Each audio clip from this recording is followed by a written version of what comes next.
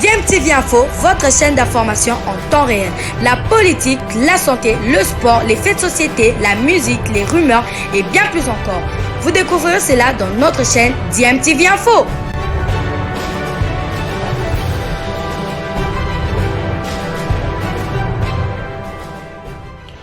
Vous êtes sur DMTV, bonjour ou bonsoir, tout dépend de l'heure à laquelle vous nous suivez. Tout plaisir est pour nous de vous retrouver, mais surtout de savoir que vous êtes nombreux en train de suivre votre chaîne YouTube DMTV. DMTV qui vous propose l'actualité, vous propose également des analyses et des réflexions sur des sujets d'actualité, sur des faits sociaux, tout simplement sur des réalités que nous observons ici chez nous en République démocratique du Congo.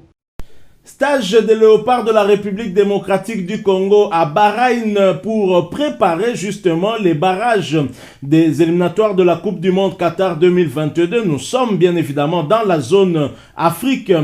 Faisons le point sur les arrivées des léopards puisqu'ils ne sont pas tous arrivés à Manama, la capitale de Bahreïn. Les léopards de la RDC en stage à Manama, à Bahreïn, se préparent depuis le 23 à janvier 2022 en prévision de la préparation des barrages contre les Lions de l'Atlas du Maroc. Au mois de mars prochain, 2 joueurs, à savoir Edo Kayembe et Joël Ngandou Kayamba, ont rejoint la tanière. Au total, 9 léopards sont à la disposition du sélectionneur national Hector Raoul Cooper, arrivé lui-même le lundi soir en compagnie de ses 2 assistants, Fantagouzi Carlos et Fayez Mohamed, pour cette première séance d'entraînement qui aurait dû avoir lieu hier aux alentours de 17h après la mise en forme de lundi dans la salle de musculation de l'hôtel de Gulf, hôtel Bahreïn, sous la direction du préparateur physique Antonio Kidiaba et son groupe attendu également à Bahreïn. Le préparateur des gardiens Robert Kidiaba ainsi que 3 joueurs du tout-puissant Mazembe, à savoir Siadingu Siabadjo, Ernest Luzolo Sita, Kevin Mundeko Ozatu, qui ont quitté Lubumbashi lundi, ont atterri à Bahreïn. C'était hier à 17h15 heure locale. Des léopards bloqués à Istanbul, on en a parlé. Ça a fait en tout cas jaser, surtout dans les réseaux sociaux, puisque les informations étaient contradictoires par rapport à cette situation, mais on a un peu plus de précision. 4 joueurs en escale à Istanbul attendus le lundi 24 janvier 2022 à Manama ont été bloqués à Istanbul en Turquie suite au mauvais temps, la neige qui est tombée sur Istanbul et donc sur l'aéroport d'Istanbul. Il s'agit de Lionel Mpassinzaou, joueur de Rodez en 2e division française, Dieu merci Moukoko Amale du Maroc, Ngoma Fabrice Luamba ainsi que Yannick Yala Abolazi. En effet, ces joueurs qui sont bloqués de ce côté-là, ce n'est pas dû à un problème de visa tel qu'on a eu à le lire sur certains médias ou dans les réseaux sociaux. En effet, c'est suite au mauvais temps. Donc, aucun joueur des léopards n'était bloqué à Istanbul faute de visa. Les informations relayées dans les réseaux sociaux faisant croire à l'opinion que 3 joueurs des léopards convoqués pour le stage de Bahreïn sont bloqués à l'aéroport international d'Istanbul en Turquie faute de visa sont en fausse. Moukoko Amale, Dieu merci, Fabrice Ngoma Luamba ainsi que Lionel Mpassinzaou sont effectivement bloqués à Istanbul, mais pour des raisons météorologiques et non pour des raisons de manque de visa. Ils vont rejoindre le groupe à Manama dès que la situation s'améliorera à Istanbul. Le joueur Yannick Yalabolazi, évoluant en Turquie, a lui regagné sa résidence en attendant également que les conditions météorologiques de l'aéroport de la capitale turque ne puissent s'améliorer. Suite à cette situation, le manager travel de l'équipe nationale a annulé les billets des joueurs de Turkish Airlines. Ainsi, les joueurs venant de la Tanzanie, à savoir Mukoko Tonombe, Juma Shabani ainsi que Bangala Litombo, passeront par Addis Abeba en Éthiopie et au Caire avant d'atteindre Bahreïn. Quant à Glody Lilepo Maccabi et Karim Kimvouidi, ces derniers devaient également faire le même itinéraire. Alors pour revenir à la situation à Istanbul, sachez que l'aéroport d'Istanbul,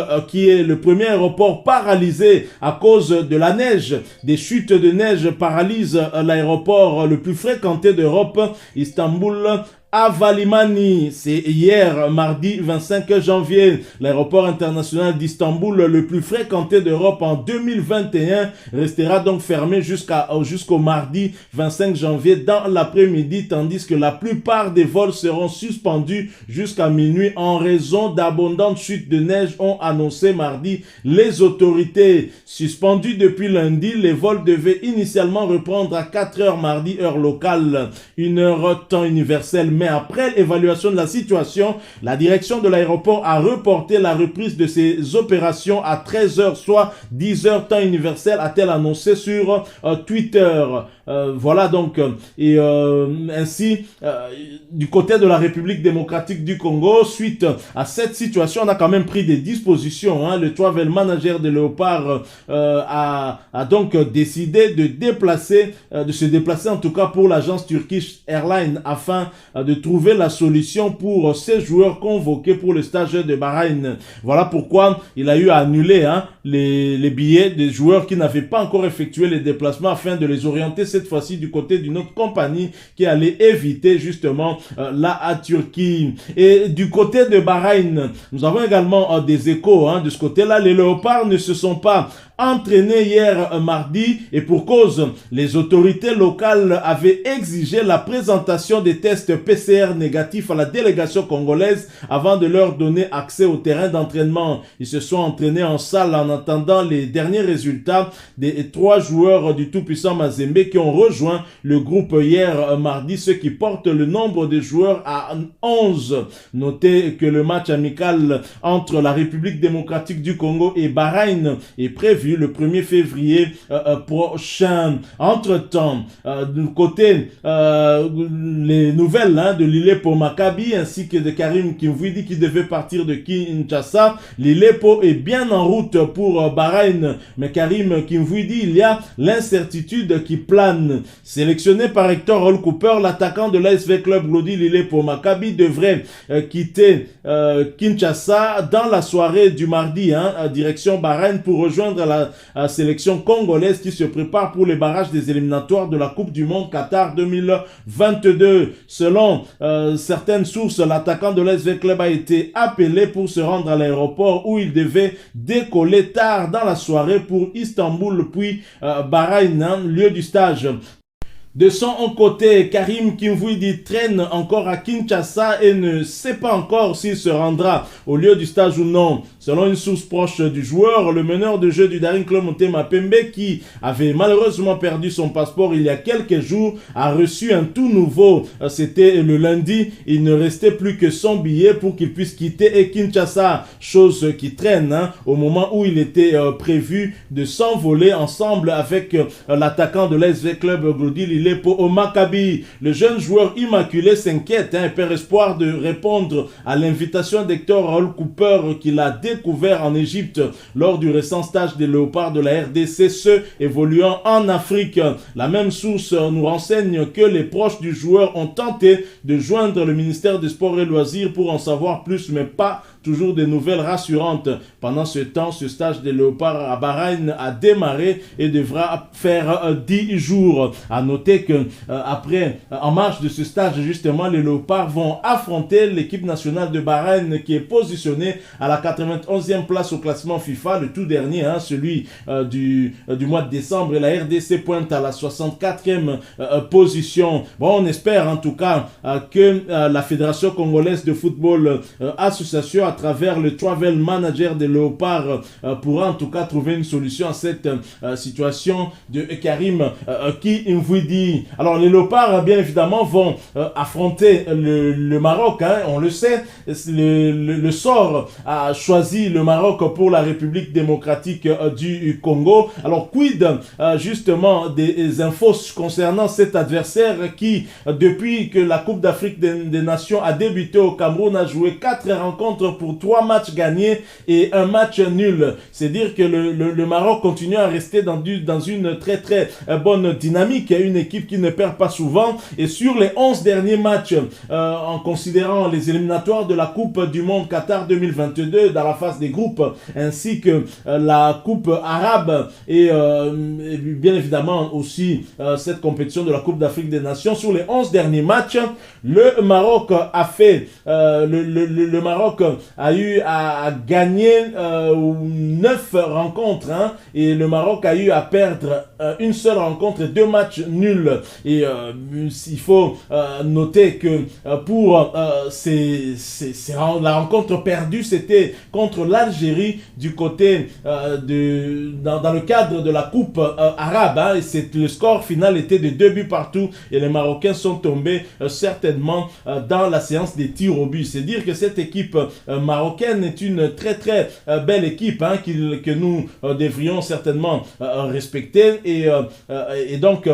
nous devons prendre au sérieux cette équipe, hein, qui n'a que très rarement perdu. En tout cas sur ces 11 derniers matchs il y a 9 victoires et on va dire 2 matchs nuls, dont un match on considère une défaite puisque c'était dans la séance des tirs au but, le score final étant de 2 buts partout. Donc le Maroc est une très très bonne équipe avec un très bon latéral droit, Hakimi, qui peut apporter un plus en attaque. On sait maintenant que c'est aussi un joueur qui est très mordant dans les balles arrêtées. Il a déjà inscrit au moins 2 buts sur coup franc et donc c'est pas rien. Nous devrions prendre cette équipe au sérieux. Alors beaucoup de Congolais bien sûr, hein, à travers les réseaux sociaux bien évidemment, donnent leur point de vue par rapport à cette équipe marocaine.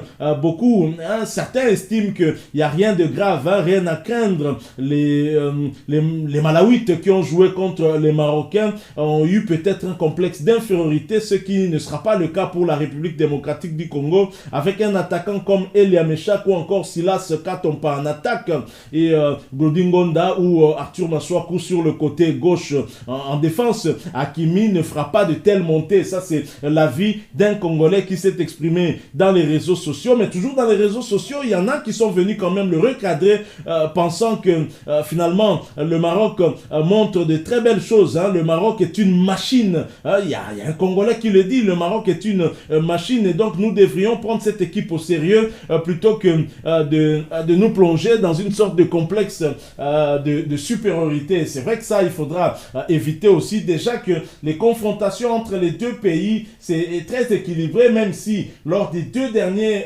matchs joués avec les deux équipes, je prends en match officiel c'était lors de la CAN 2017 et en amical la République démocratique du Congo a cet ascendant sur le Maroc puisqu'on les avait battus en 2017 1-0. Rappelez-vous de ce but signé Junior Kabananga Kalonji et il y a eu ce match amical chez eux, 1 but partout, égalisation de Yohan Wissa. Donc entre les deux pays c'est toujours c'est un peu mitigé, on va dire, hein. Il n'y a pas vraiment un pays qui prend de l'ascendant, mais c'est vrai que si on se réfère sur la forme du moment, il y a quand même à craindre. Nous devons analyser les forces de cette équipe marocaine, une équipe qui alterne le jeu long et des courtes passes, hein. Donc c'est une équipe qui sait jouer aussi bien avec des longs ballons mais aussi avec des courtes passes et qui sait accélérer aussi et surtout en passant par les ailes, hein, du côté notamment de Achraf Hakimi qui est très très mordant et qui, si le latéral gauche n'est pas très bon, sera en difficulté. En tout cas moi je préfère Arthur Maswaku. Malheureusement Arthur Maswaku ne sera pas de la partie lors de cette première rencontre ici à Kinshasa puisqu'il avait écopé de 2 cartons jaunes synonymes de suspension pour le prochain match et donc il sera de retour lors du match au Maroc. Mais Godingonda ou Ernest Luzolo, peu importe celui qui sera choisi par Hector Cooper pour suppléer à cette absence-là, il faudra être sérieux. Godingonda, je ne le préfère pas trop parce que sur la phase offensive il est bon, mais sur le plan défensif c'est un peu moyen. Je me souviens ce match aller contre la Tanzanie. Le but était pratiquement venu du coin de Glody Ngonda, qui marchait pratiquement du côté du milieu du terrain, qui n'était pas à sa place. Et donc, mais c'est vrai qu'il faudra associer le latéral gauche congolais pour justement éviter à ce que Hakimi ne puisse faire ses montées tel qu'il sait le faire. Et donc, un attaquant tel que Meshak Elia pourrait vraiment être le profil idéal pour jouer ce rôle-là sur le côté gauche. Bien sûr, si Laska Tompa est aussi en forme, il pourrait bien évidemment aussi faire quelque chose. Et bien entendu, dans le cours du match, quand Elia Meshak se fatigue, faire entrer un Yannick Yalabolazi qui peut toujours se montrer étincelant en une seule action et apporter aussi le danger sur la défense marocaine. C'est vrai, il y a des atouts du côté du Maroc, très clairement, on doit le reconnaître sur le plan offensif, mais néanmoins, il y a quand même des faiblesses aussi dans leur défense, notamment dans leur axe central aussi, et ça pourrait être exploité avec des attaquants virevoltants que nous avons, Dieu merci, Mokani, Ben Malango, sans oublier Cédric Bakambu, qui va revenir certainement en forme, lui,